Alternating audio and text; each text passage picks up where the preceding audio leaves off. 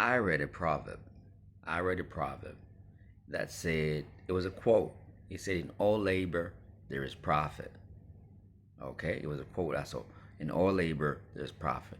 And it got me thinking. Coming from Africa, I've seen people make money from strange things. I remember one time I was in the bus and I saw this woman by the roadside breaking apart this big rock, this big stone, right? It was a white, and she was breaking apart and she was heaping small amounts and selling them.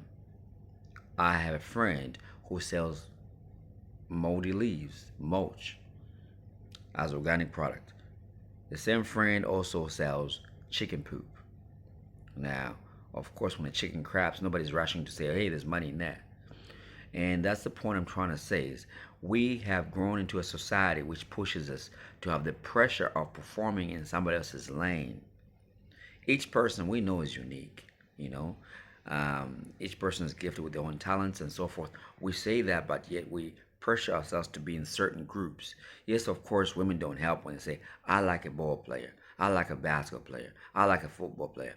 So they're trying to impress on you to become those things. And oftentimes, when we're young, I used to play ball. You want to be like a point guard and so forth. I'm 5'7", far from the height, the desirable height for a basketball player. But nonetheless, I desired that.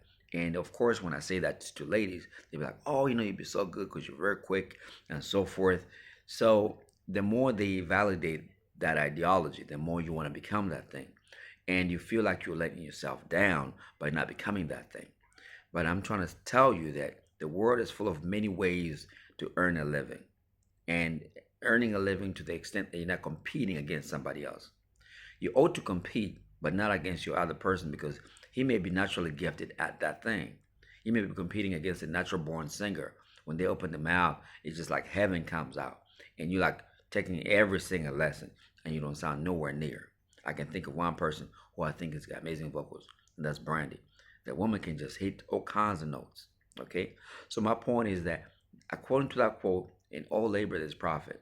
Find a lane that suits you, that you can work hard in, that you won't mind putting your time and effort because every business venture, even the ones that seem easy, they take your time and they will take sometimes a whole lot of sweat and tears. There's always some tears, especially if you're losing money. So let's move away as a people from focusing on those crafts that entertainers, singer, dancer, influencers. We can make money in other avenues and we shouldn't be chasing the money. We should be chasing on the crafts that we're good at. Taste the market. If you get a job, it's good. Try your craft on the side. You got your main job there. I'm not saying quit that job. Try your craft on the side. See what you're good at. Test it out. You may be surprised as you open up your own industry. You don't know what that is. Because there's nothing that's not sold. Sand is sold. Sand is free, but it is sold. Manure, a cow just poops, but people sell manure.